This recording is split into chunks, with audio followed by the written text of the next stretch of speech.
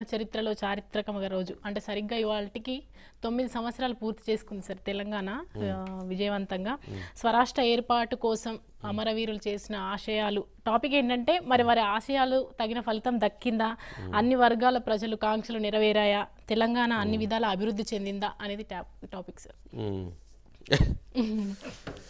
10 సంవత్సరాలు కరెక్ట్గా పార్లమెంట్లో ఈరోజు జరిగిన ఆ రోజు సన్నివేశం, ఆ రోజు తలుపులు మూసి లైట్లు ఆపి మైకులు ఆపి ఆ రోజు రాష్ట్ర విభజన అంశం విషయంలో ఆ రోజు పార్లమెంట్లో ఒక పెద్ద యుద్ధం జరిగింది.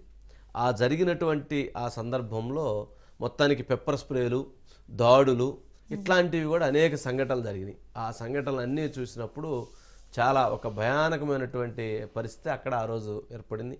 ఒక తెలుగు ప్రజలుగా ఉన్నటువంటి వాళ్ళు ఒకవైపు ఆనందం, మరోవైపు విషాదం, ఈ రెండింటి మధ్య ఆ రోజు జరిగినట్టు పరిణామాలు చాలా ఆందోళనని చాలా కలిగించినాయి. కానీ ఈ 10 సంవత్సరాల్లో జరిగినటువంటి అంశం ఏంటి అంటే తెలంగాణ అభివృద్ధి దేదీప్యమానంగా వెళుతూ ఉంది, కానీ ఆంధ్రప్రదేశ్ అభివృద్ధి అన్ని రకాలుగా కుంటుపడుతూ ఉంది. ఇదేమన్నా ప్లస్ పైకి వెళ్తూ ఉంది, ఇదేమన్నా కిందకి వెళ్తూ ఉంది.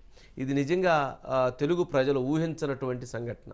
కానీ ఆ రోజు విభజన జరగకముందు తెలంగాణ అభివృద్ధి వెనకబడిపోయింది, ఆంధ్రప్రదేశ్ అభివృద్ధి చెందిద్దని చెప్పినటువంటి కిరణ్ కుమార్ రెడ్డి గారు లాంటి నేతలు, మరి ఇక్కడ విద్యుత్ ఉండదు ఆడ విద్యుత్ ఉండిద్దని చెప్పినటువంటి నేతలు, మరి ఆ మాటలు ఆ పరిణామాలు అవన్నీ చూసి ఇప్పుడు జరుగుతున్న పరిణామాలను చూస్తే చాలా ఆశ్చర్యం కలిగిద్ది అనమాట. అసలు ఏం జరుగుతుందిరా నాయన అనిపిస్తూ ఉంటుంది. అంటే పరిపాలన, అడ్మినిస్ట్రేషన్ విధానం, అది ఆ గ్యాప్ అన్నది, ఆ విధానం అన్నది ఇప్పటికీ జరుగుతూ ఉంది. సరే, అది ఆ హిస్టరీ మొత్తం తీయాలి, చెప్పాలంటే చాలా అంశం ఉంది. ఎందుకంటే మేము రిపోర్టింగ్లో ఉన్నప్పుడు మా కళ్ళ ముందు జరిగినటువంటి అంశాలు అవన్నీ. సరే, వాటిని మనం ఎలా చూసి ఎలా చెప్పినా కానీ అది ఫైనల్గా ఏంటంటే ఒక ప్రాంతం బాగుంది, ఒక ప్రాంత ప్రజానీకం బాగలేరు. డెసిషన్ అనేది డెసిషన్. ఆ రోజు ప్రజల ఆకాంక్ష కోసం తెలంగాణని ఇచ్చారు. ఆ రోజు కేసీఆర్ ఉద్యమ పోరాటం మాత్రమే, కేసీఆర్ ఉద్యమ పోరాటం, కాంగ్రెస్ అధినేత్రి సోనియా గాంధీ చెయ్యాలి అనేటువంటి వైఖరి, ఆ రోజు బీజేపీ సహకారంతో అది సాధ్యమైంది. కానీ ఆ రోజు ఆంధ్రప్రదేశ్ నేతలు, నాయకులు, ఎవరైతే మంత్రులుగా ఉన్నటువంటి వాళ్ళు ఎవరూ కూడా వాళ్ళు వ్యాపార లావాదేవీలు లేదా వాళ్ళ వ్యాపార లబ్ధి లేదా వాళ్ళ వ్యాపార కాంక్షలు లేదా వాళ్ళకున్నటువంటి పదవీ కాంక్షలతో సరైనటువంటి దృక్పథంతో పోరాటం చేయలేకపోయారు. కానీ పోరాటం కాకపోయినా కనీసం ఏం కావాలో అడిగి తీసుకోలేనటువంటి నిస్సహాయ స్థితిలో వాళ్ళు ఆ రోజు లోపలికి వెళ్ళి సోనియా గాంధీ గారి దగ్గర ఆమె చెప్తుంది ఏం చెప్తే అది దానికి అంతే మేడం, మీరు ఏది చెప్తే అదే మేడం అని చెప్పి లోపల తలుపు చెప్పు రావటం, బయటికి రాగానే జై సమైక్యాంధ్ర కోసం మనం అందరం కలిసి పోరాడదాం, ఏం అడగటానికి లేదు, మనం పోరాడాల్సిందని చెప్పటం, ఇటు ప్రజల్ని 5 కోట్ల మందిని సర్వనాశనం చేసి ఆ రకంగా ఒక భ్రమణంలో ఉంచేశారు. ఫైనల్గా జరిగింది ఏంటంటే 5 కోట్ల మంది ప్రజల నెత్తిని శటకోపం పెట్టారని చెప్పని అనుకోవాలి. సరే, ఏదన్నా కానీ ఇట్లాంటి జరిగినటువంటి బీభత్సమైనటువంటి అన్యాయాలు అవన్నీ. సరే, ఎవరున్నారు?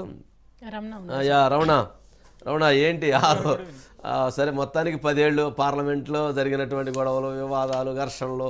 సరే, మనం ఫీల్డ్లో రిపోర్టింగ్లో ఆ రోజు నువ్వు ఉన్నావు, నేను ఉన్నాను, అదితి గారు ఉన్నారు, అందరూ ఉన్నారు. అంటే ఆ జరిగినటువంటి అవన్నీ ఒకసారి గుర్తు చేసుకుంటే కొద్దిగా గుండెలో ఒకసారి భయం వేస్తుండిద్ది. అంటే అంతటి పరిణామాలు ఒక తీవ్రమైనటువంటి పోరాటం, తీవ్రమైనటువంటి యుద్ధం, మాటల దాడులు, విమర్శల్లో ఒక రకమైనటువంటి భయానకమైన వాతావరణం కూడా కొంత ఏర్పడింది. సరే, ఏదన్నా కానీ కంక్లూజన్ ఏంటంటే ఒక ప్రాంతం ముందుకు వెళ్తా ఉంది, ఒక ప్రాంతం వెనకబడిపోయింది. ఏంటి రమణ?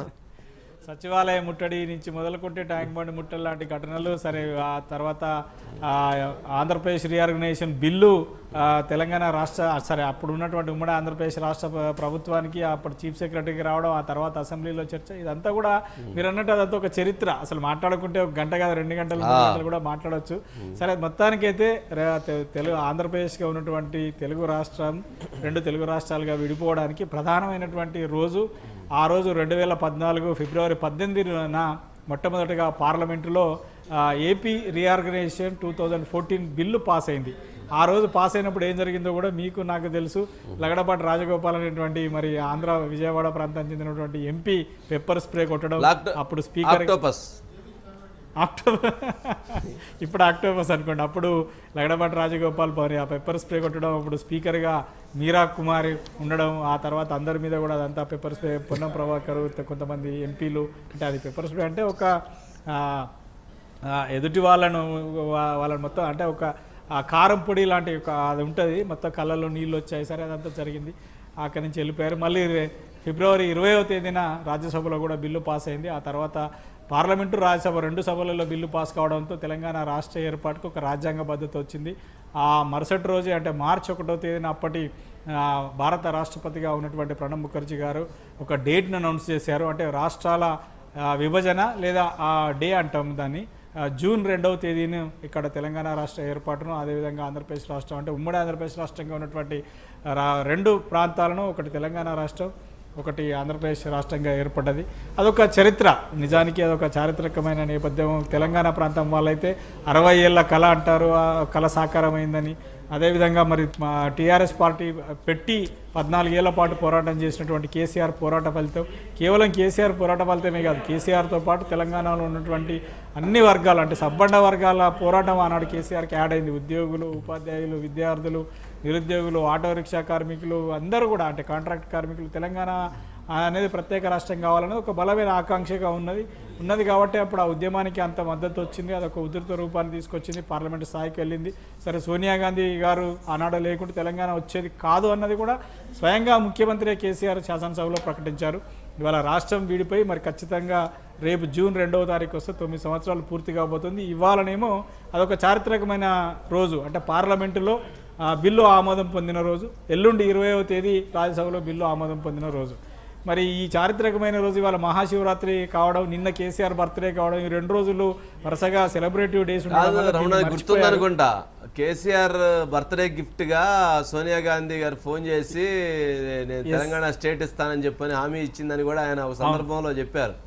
కానీ అంటే లీడర్ యాక్చువల్గా మొత్తానికి తెలంగాణ ఉద్యమ పోరాటానికి లీడర్ కేసీఆర్ గారు. దానికి ఒక రైట్ ఓయూ యూనివర్సిటీ స్టూడెంట్స్ ఒకవైపు అయితే, మరోవైపు ఉద్యోగులు, ఉద్యోగ సంఘాలు, లేదా అట్లాగే